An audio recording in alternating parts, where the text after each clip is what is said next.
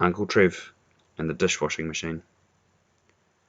As I came home from school, Uncle Trev drove up from the opposite direction, stopped in his truck, and jumped the drain outside our place. "You were right, you know," he told me.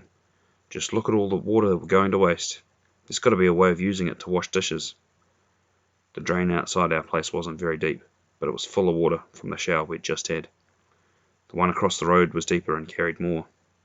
Water could be running along the drain to the other side of the main road, through the culvert, under the road, into the deep drain past the church, joining the water from our street, moving silently down the drain between the wet paddocks behind our place to join the big drain through the bush.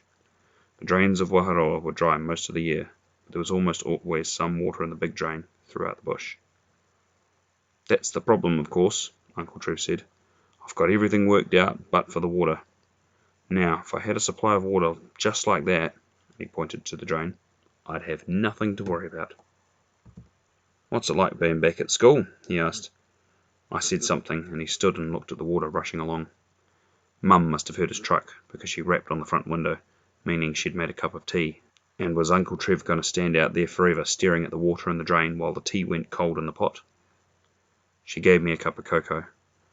The kitchen was warm.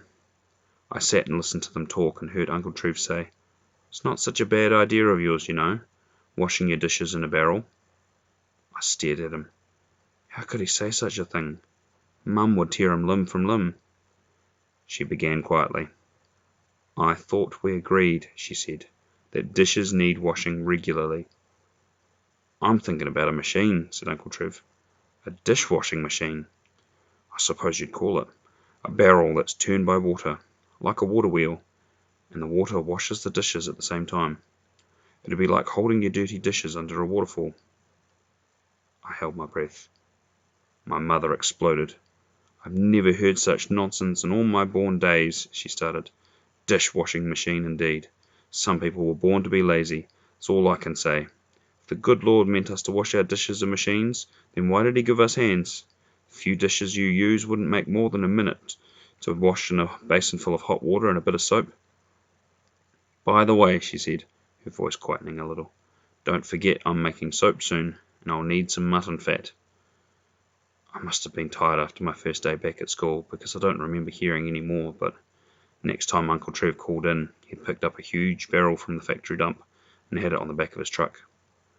I looked at it and thought of Jim Hawkins and the apple barrel on the Hispaniola, and the blood-stained hands coming over the side and feeling for apples.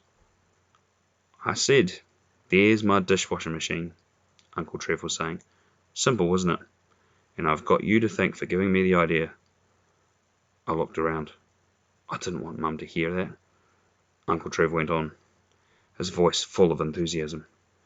"What I'll do is, I'll make a door in the side, poke the dishes through, with a towel bolt to keep it shut. I'll put fins on the end, just like a water wheel. Every time it rains, the water off my roof will shoot down the spouting, catch the fins, spin the barrel round. Same water's going to torpedo through the barrel, ricochet all over the place, and wash the dishes. I'll chuck in a lump of your mother's soap. That'll hurry things along.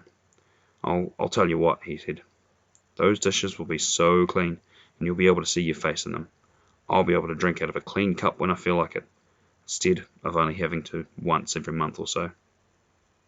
"What about when it doesn't rain?" I asked.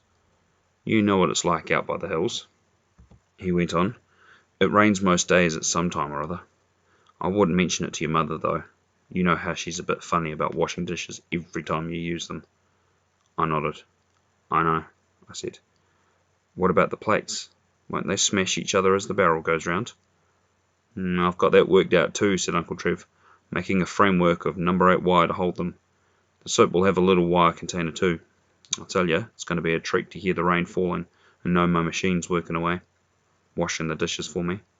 Marvellous, isn't it? I'm surprised I didn't think of it years ago." "I wish we had a machine that did the dishes," I said. "Mum always makes me dry them." "Dry dishes?" said Uncle Trev. "I haven't dried a dish in 30 years. You only have to leave them long enough and they dry themselves." I thought about his dishwashing machine when it rained heavily all the following week. The drains were full to the top with water that slid away heavily, but never seemed to go down. On the way home from school one day, I noticed a blackie that sat on the fence and couldn't be bothered flying away. not even when I went past. Her brown feathers drooped and looked wet through. When I told Mum about it, she said, "God designed birds to sit in the rain. They don't mind it," she said. "It just runs off them." I said the blackbird didn't look as if the rain was running off it. She was all huddled up, I told Mum, as if she'd like to come inside. Mum said she didn't know why she'd been sent such a stupid child. God had meant blackbirds to come inside out of the rain, she said. He'd have provided them houses for them to do so. But our chooks are birds, I said, and we keep them in the chook house. They don't have to sit out in the rain. Ah, that's different, my mother said, in the voice I knew meant that I shouldn't say any more.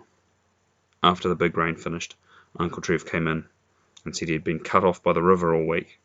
So much water coming down over the ford would have swept away the truck, he said.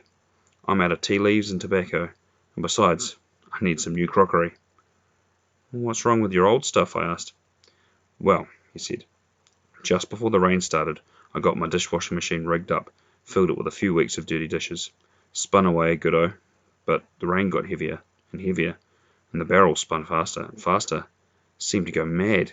It bucked and reared and shook the ground till the house was shaking too.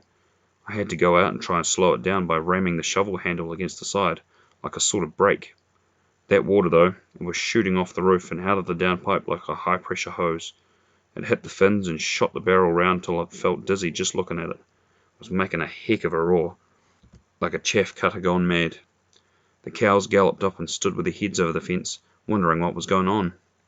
Old Toot stood behind them. I could tell he wanted to see what was happening too, but he was a bit scared that if something went wrong, he might get hurt. He's a pretty smart horse, that old Toot, even if he does have trouble barking when he brings the cows in for milking. So what happened to the machine? I asked. Well, said Uncle Trev, there was soapy water shooting out the end like one of those Ratel geysers going off. It was a great advertisement for your mother's soap. Oh, that reminds me, he said. Forgotten to bring that mutton fat she wanted for making some more. Don't say a word to her about it now. Anyway, he went on, the suds ran across the paddock and bubbled all over the river till I couldn't see the other bank. They were so big, those bubbles, they made a noise like thunder as they burst. But the barrel screamed louder and louder, spinning faster and faster, till it broke my shovel handle in two, like snapping a matchstick. I backed away and watched it from round the corner of the house, and old Toot got well behind the cows. The rain came down, heavier than ever. The water hosed out of the downpipe, like you wouldn't believe. But that dishwashing machine of mine took off like one of those aeroplanes, flew off, still spinning, and disappeared over the roof, dragging the downpipe and clothesline as well. Must have flown over the hills, because there's no trace of it anywhere on the farm. Old Toot and I've looked everywhere for it. Perhaps it landed up in the bush. Maybe it's still flying across the Pacific, somewhere else, past Tauranga.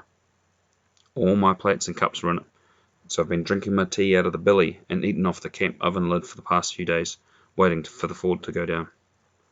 My mother came into the kitchen. She must have heard Uncle Trev through the door, because she said, I knew you'd smash your crockery with your silly ideas. There's a whole stack of plates and cups down in the back shed. You'd better help yourself to what you want. Thanks, said Uncle Trev. Someday, you know, somebody's going to make a fortune out of that idea of yours. He looked at me and nodded. Somebody will make a barrel that spins and washes dishes, and they'll coin money out of it. But you and me, he said, they won't even know we were the ones who thought of it first. I wished he wouldn't keep saying that, not with Mum there. It's just as well the barrel took off, though, he said. I'd started getting dizzy spells towards bedtime each night. It was the cups I'd been experimenting with, I realised. They'd been spun round so fast they were making me dizzier each time I drank a cup of tea out of them. Since they disappeared, and I've been having to drink out of the billy, I've been feeling much better. Suppose somebody will work out a way to fix that too, when they build the successful machine. Perhaps you could spin them the opposite way for a while, I said. You know, like when you make yourself dizzy spinning round with your arms out. You can make it all right if you go the other way. Uncle Trev looked at me. Perhaps, was all he said, but I could see I'd given him another idea. Nonsense, my mother said. The way to stop getting dizzy is to not spin yourself round in the first place. Don't suppose you remember to bring my mutton fat, she told Uncle Trev. You won't be able to wash anything soon, if I can't make my new soap. But I could see he wasn't listening to her. He was thinking of making another machine. Something to do with getting dizzy.